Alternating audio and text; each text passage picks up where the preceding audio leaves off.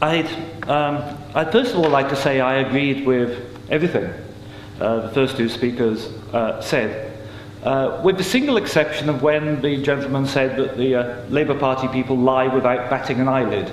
That's generally true, except in the case of Alistair Darling, who blinks furiously when he when he lies, which you may all have seen last night. And I want to come down to the question of fundamental moral principle, because I also do not hold at all with this idea that we should be having a quiet, civilized debate. And whether you want your country to be independent or not is purely a lifestyle choice, like whether you have milk in your coffee. And when it's all over, we all have to be nice to each other and be terribly pleasant to the traitors in our midst. I don't hold with that at all. And I tell you why. I worked for the British Foreign Office. I became a British ambassador. I was a British diplomat for 20 years. I was always very patriotic to be British. I was very, very proud. I remember when I first became a British ambassador and first went out in my own flag car with the Union Jack flying on the front as the ambassador, you know, I had a lump in my throat. It was a proud moment for me.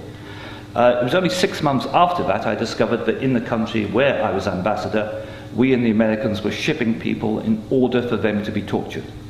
And some of them were tortured to death. Now, as you may imagine, my worldview changed. It was at the same time, about a month later, we invaded Iraq against the will of the Security Council. Not just without permission of the Security Council, but in the full knowledge that if it had gone to the Security Council, we would have been voted down. And I, as a British diplomat, saw all the internal memos that went through that decision.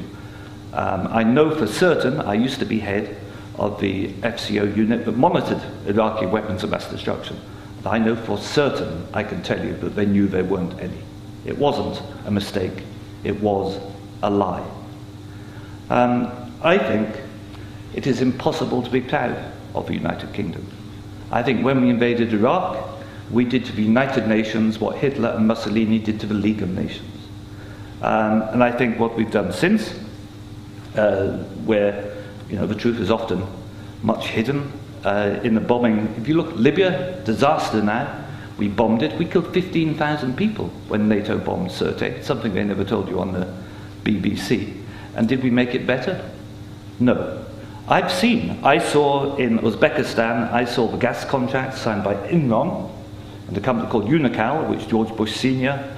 was on the board, to dig out gas pipelines from Uzbekistan and Kazakhstan over Afghanistan down to the Indian Ocean. That was actually what the Afghan war was about. They'd actually had talks with the Taliban and Unocal to see if the Taliban would provide pipeline security.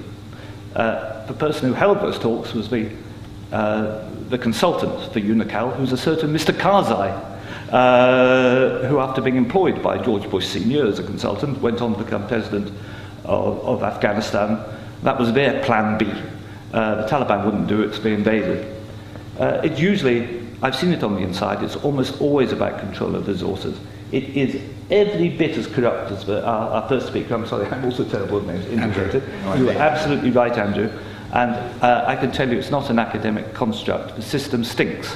Westminster stinks. The British government is deeply, deeply immoral. They don't care how many people they kill abroad if it advances them. And anybody who votes no is voting to support a psychologically flawed, a pathological state, which is a danger in the world, a rogue state, a state prepared to go to war to make a few people wealthy.